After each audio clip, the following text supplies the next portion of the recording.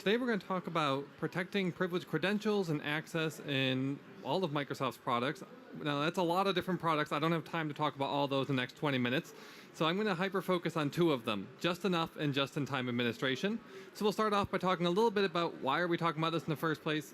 I'm sure we all know that's why we're here. And then we'll move on and show a demo of just enough and just administration in time. So the reason why we're having this conversation is simply we've lost control of admins and admin credentials. Long time ago, we took the admins and we're like, all right, great. We have two types of people. We have users and we have admins. That's all we'll ever need.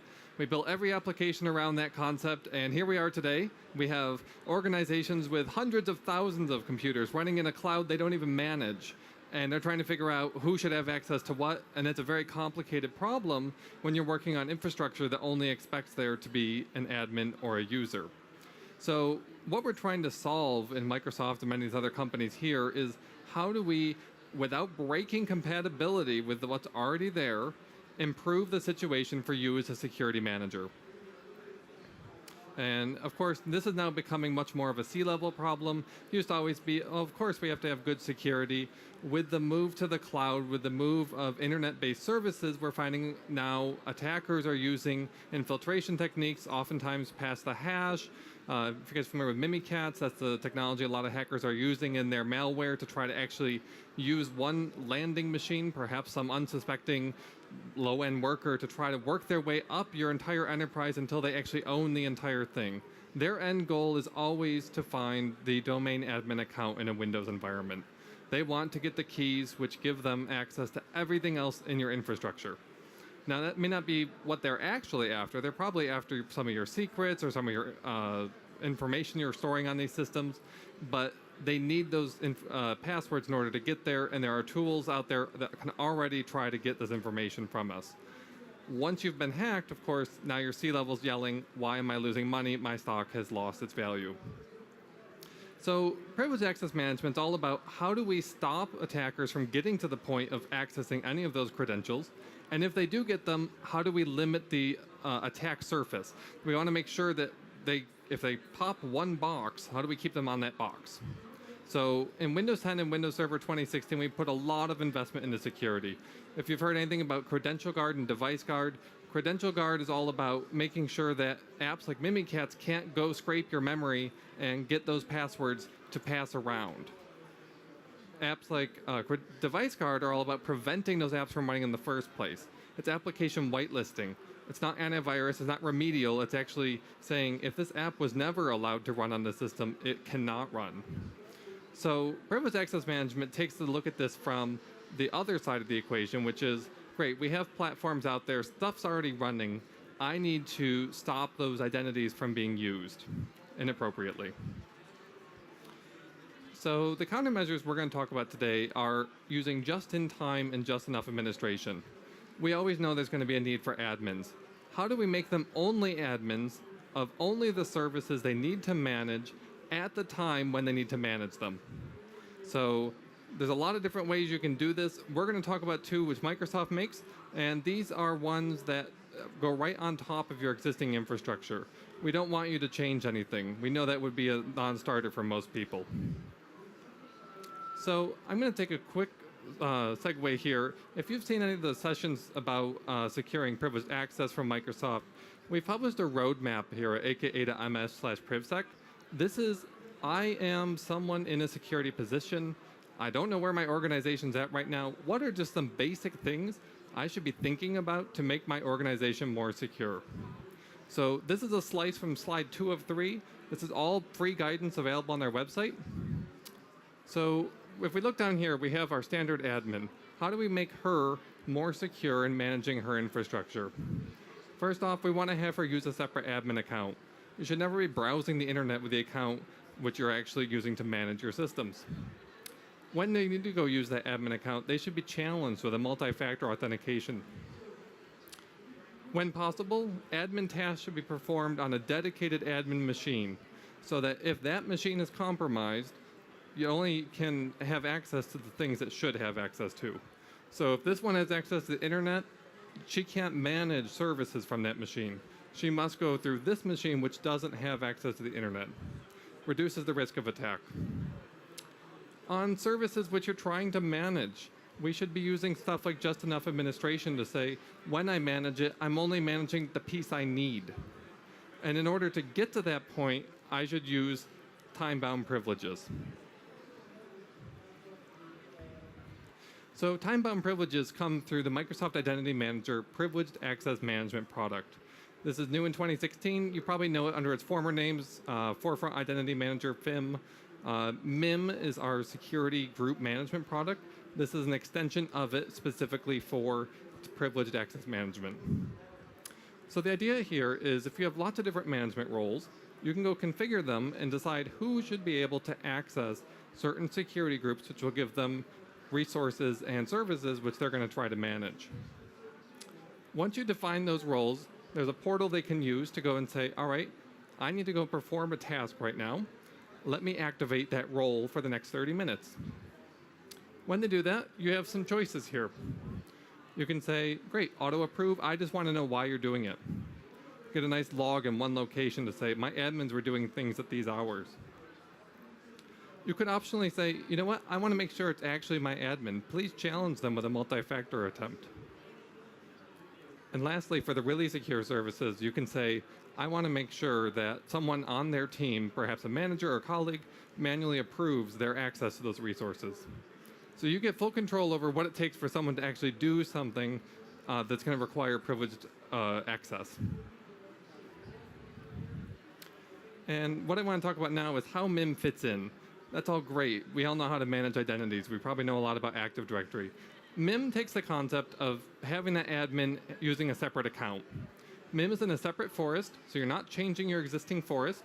You're just setting up a one-way trust. It's a special trust designed for this privileged access management role. And once you're in there, you can go manage your account over there, request access to those new permissions, but the resources you get access to actually can be in your production corporate forest. So we're using this new concept called shadow principles and shadow groups, which let you move identities between forests without actually inserting or removing people from the corporate forest.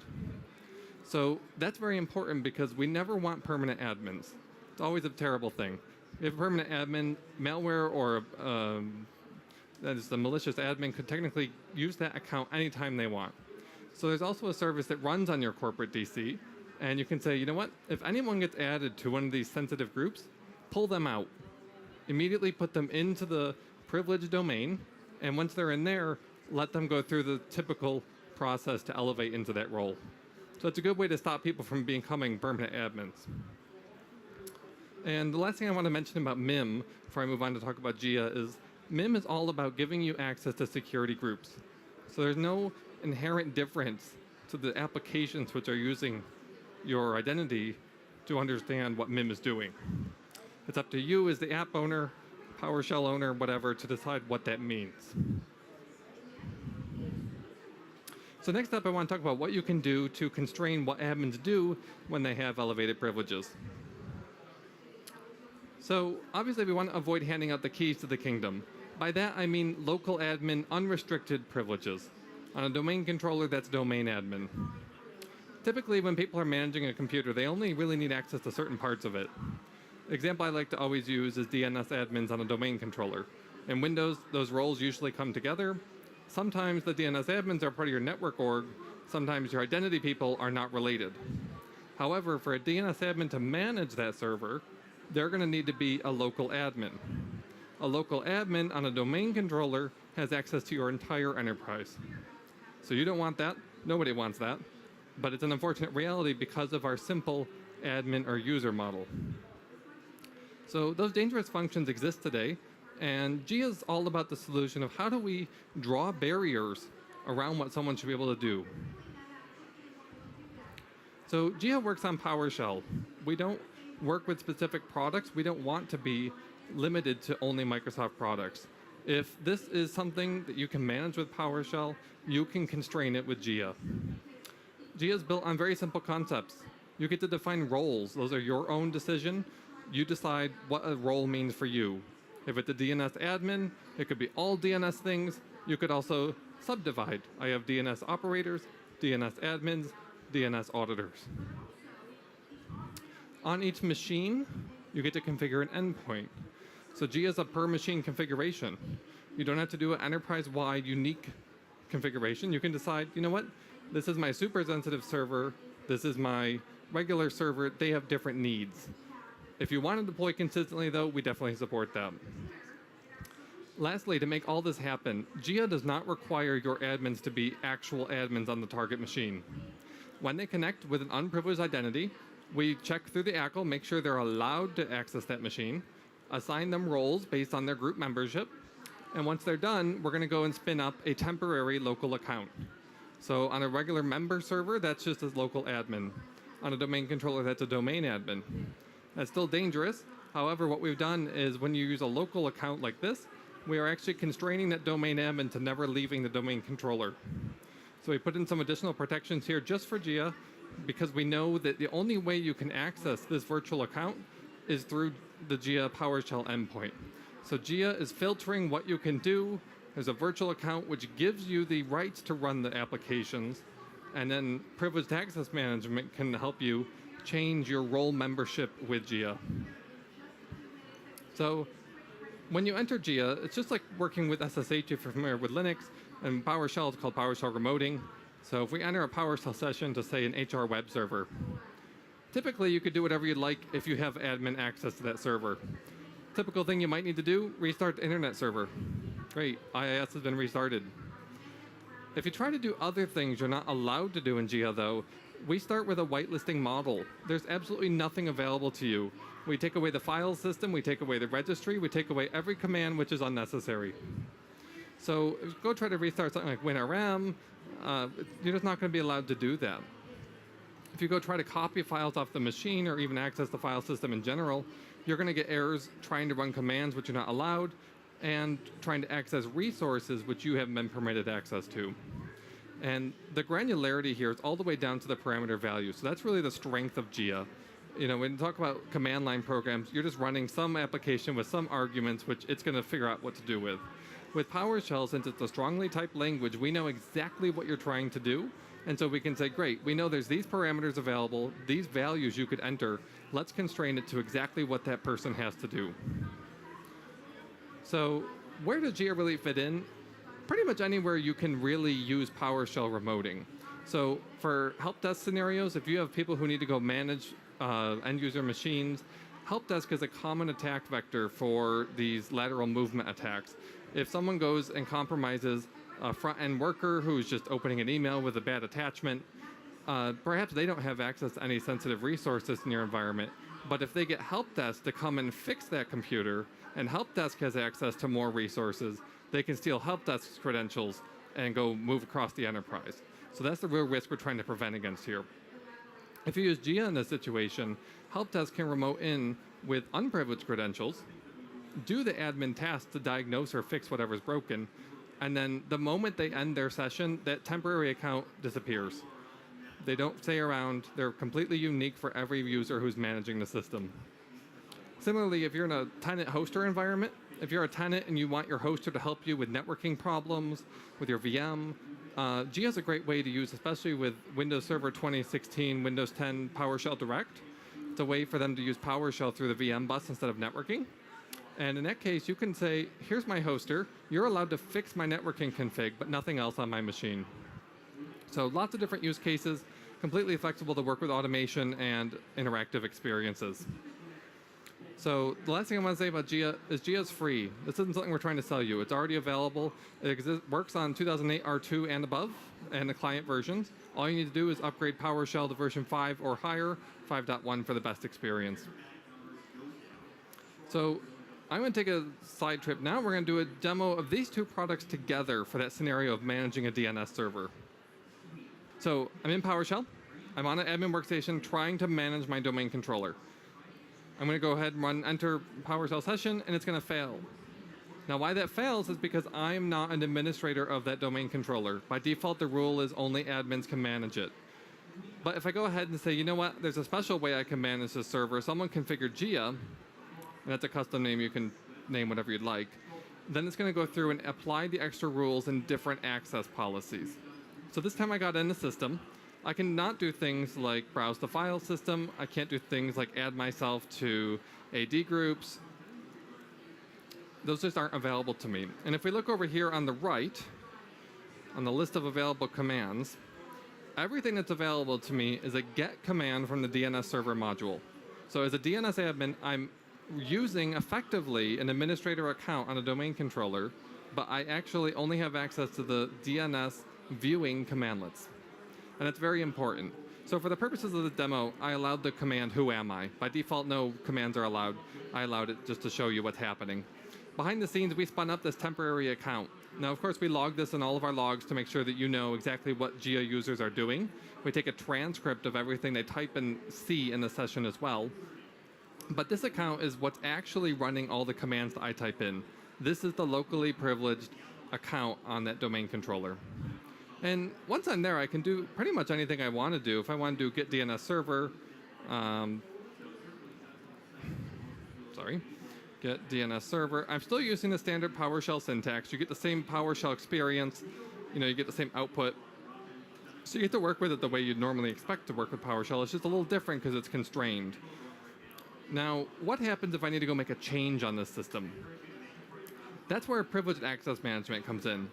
So if I head over here, maybe, to the PAM portal, we'll see here a list of roles. Now, these are all the different kinds of roles I could belong to. All I need to do right now is become a GIA DNS admin. So I'm going to go ahead and activate that and say I need to clear the DNS cache.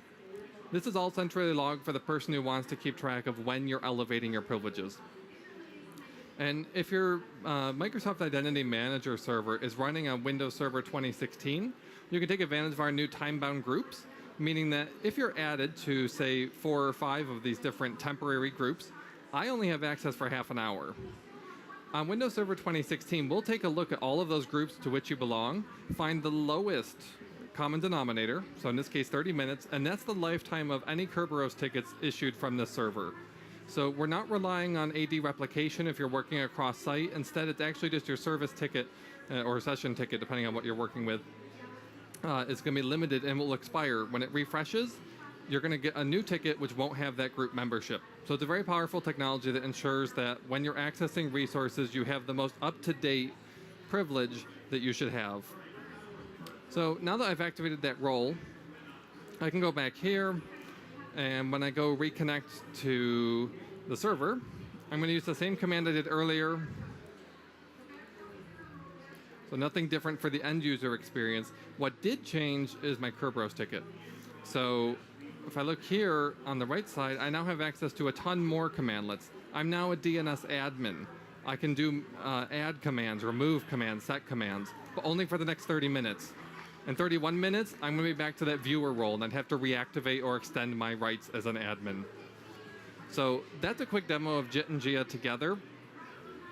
We have about 10 minutes left, and I really wanted to leave this up as open discussion. Are there any questions about just enough, just-in-time administration or Microsoft's privileged access management tools?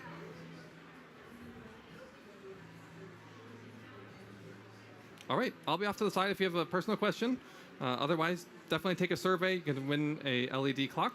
And thank you for attending.